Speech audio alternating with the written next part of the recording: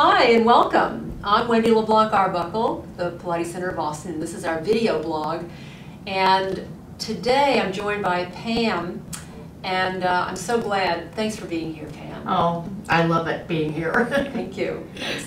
Pam had a really great observation yesterday when she was doing her Fascial Dog Flow Series, and you know, one of the things that we're asking about that whole flow series is, why are we paying so much attention to it? What is it all about?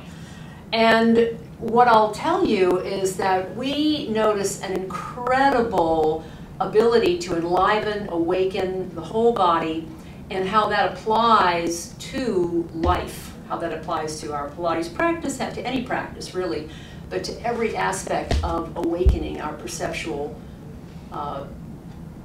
ability to perceive where we are in space and relationship to gravity, and also just an awakening that's ongoing. How do we keep discovering newer and newer layers and deeper layers of ourselves? So Pam and I were talking yesterday about the importance of understanding how the body works through tensegrity, how the muscles and the tendons and the ligaments work with the bones, so all the connective tissue body works as one. And we really see that in this wonderful sequence that was taught to me by Hubert Godard. Very grateful for. So Pam, would you just say a little bit about you know, how you started and just what you've noticed as you've traveled through this journey? It has been a wonderful journey. I started at the Pilates Center of Austin about 3 years ago. And when I arrived here, my physical activity had greatly diminished. Going upstairs was very difficult. Yard work I could hardly do anymore. I'd given up skiing 3 years ago, walked maybe only 2 or 3 blocks. And somebody suggested Pilates. I tracked down and did some investigating, heard about Wendy, and ended up here. One of the first things that Wendy taught me was the Fascial Dog. And I have been doing the Fascial Dog for 3 years now. And I do it not only in the studio, which I come once or twice a week, but I also do it at home. Sometimes very religiously, sometimes not. But I honestly feel that this one movement, coordinated activity, I can't call it an exercise because it's not really, it's just a way of moving differently, has totally re-educated my body to do things differently. Where I had, when I first came, I had a partial rotator cuff tear and could hardly use my right arm.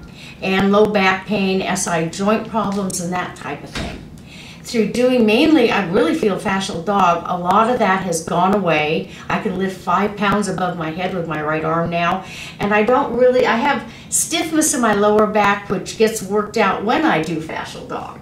So it's really just, it's an educational way of moving.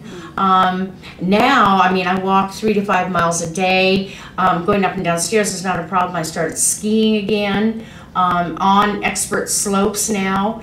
Pretty remarkable. Yes, it is, especially at my age. And what else is amazing is at my age, our age, wherever that is, your body still learns. Yeah. It does. That's what's amazing. Yeah. And I think Fascial Dog does that. Yeah, yeah, it's a fabulous, fabulous practice.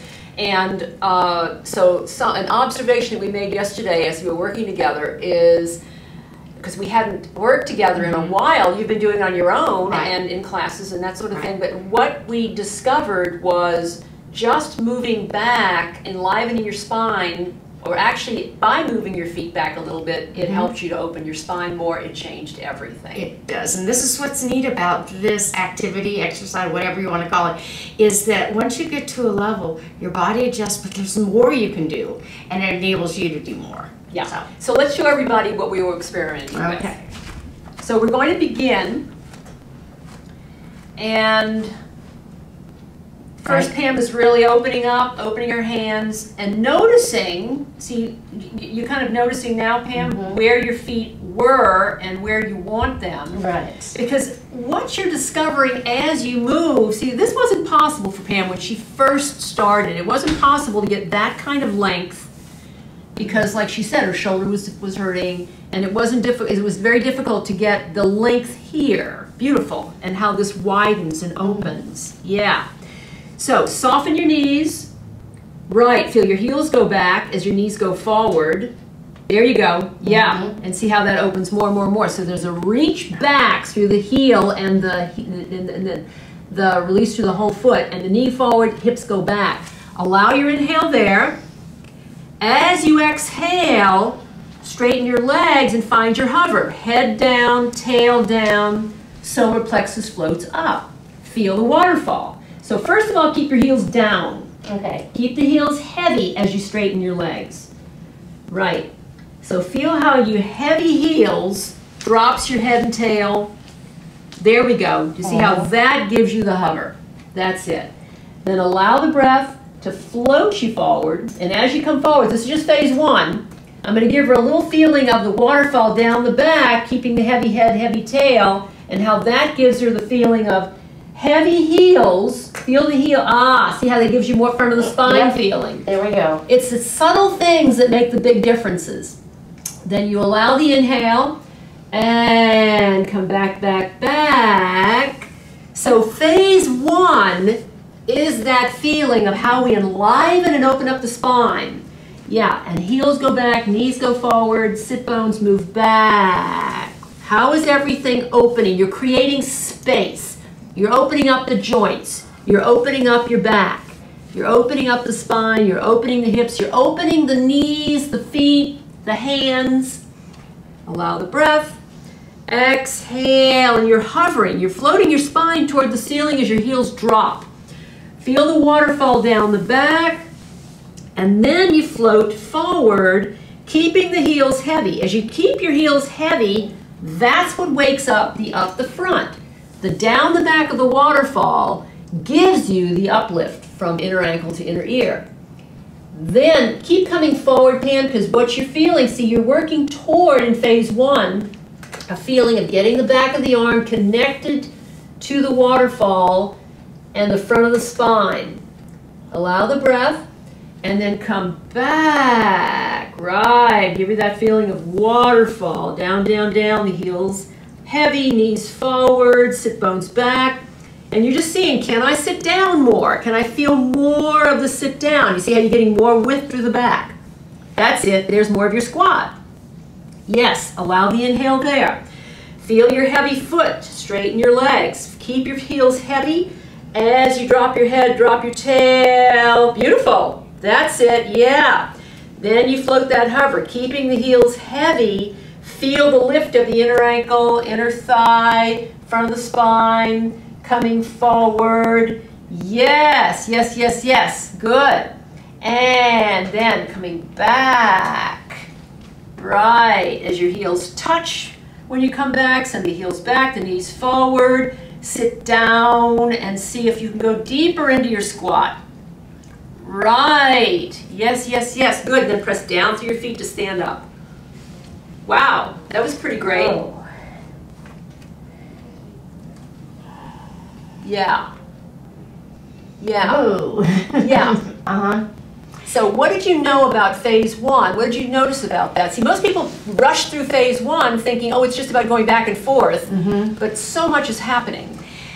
And what I noticed yesterday too is that about 3 different things happen. First of all, my back keeps opening up, and I can feel where the tightness is in my SI joints, and it just kind of breathes right into it and lengthens, and that lengthening opens it up, and the fascia kind of release. Yes. Then at the same time, when I start going down, when I come back and I'm going down, that my ankle is more mobile. Yes. That's not in the right order, but anyway. And when I'm going forward, my shoulders drop into it. Because you really were right there, especially at the end, you were really getting the value of straightening your legs by keeping your heels heavy, down. Which keeps the heel heavy as you begin to come forward, and that's what gives you the up the front. Right. From the heel to gravity, you get that release down through the heel, and that gives you the forward movement, the lift, without without Punching. punching with it in. And what is neat about that is that it feels like it's natural and that's the way it should happen. Whereas when I was doing it before and rushing through it, it was kind of like, oh, I'm stuck here, it's tight there. Where this is just kind of a nice flow. It flows. It's beautiful. So let's say, because this bridges perfectly to what you noticed yesterday in phase 2.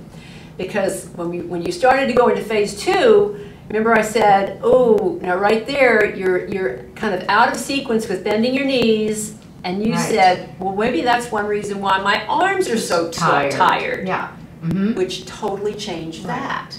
Not only out of sequence with my knees, but it was what my hips were doing too at the same time. Because they weren't opening up. Ah, yeah. And once they didn't open up, so thusly my arms were taking a lot of the pressure rather than it just being your whole body, your spine, and your legs coming forward. Right, yeah. So what I'd like you to do, because this is really valuable for people to see, I'd like you to show first how doing phase 2, where you bend your knees too early, how that feels on your arms, and then come out of it quickly, and then show how coming through, really looking forward and coming through your whole spine, how that feels to your arms. Okay. So first she's going to show you the one where the knees are bending too quickly.